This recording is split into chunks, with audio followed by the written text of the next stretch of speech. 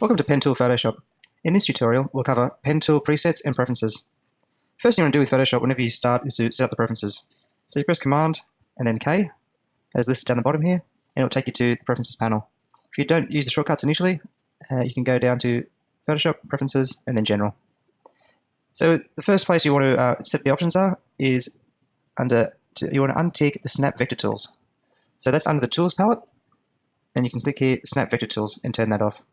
So it's under Tools for version CC, the latest version. Any earlier versions, CS6, it's under General, which is listed there.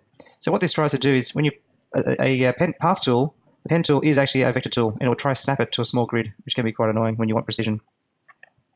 The second option is to change the cursors.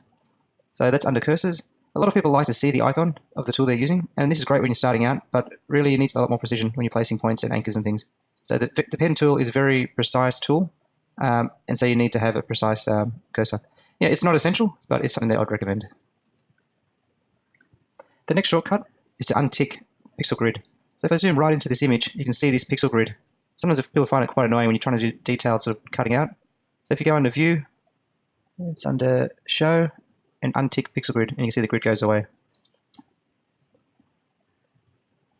So the actual presets for the pen tool itself, so that were just some basics presets of Photoshop. So if you press P, that will take you to the pen tool. You can see it on the right here. If you click and hold down, you can see the pen tool, and the shortcut there is P.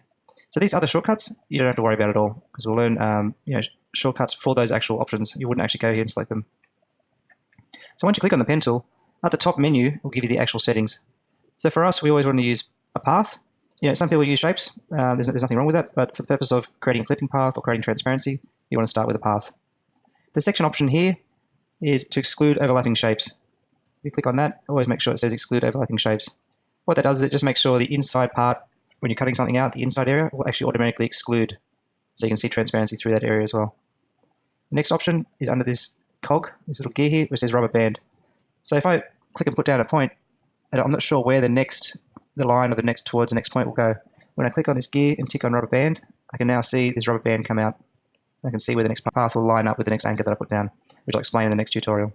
And really, they're the basic shortcuts. Obviously there's a lot more to Photoshop, but as far as the pen tool goes, it's as simple as that. And with these shortcuts here, there really is only a few shortcuts we'll have to learn, and it's all about practice and precision. So there are a few points on the pen tool presets and preferences, and I'll see you in the next tutorial.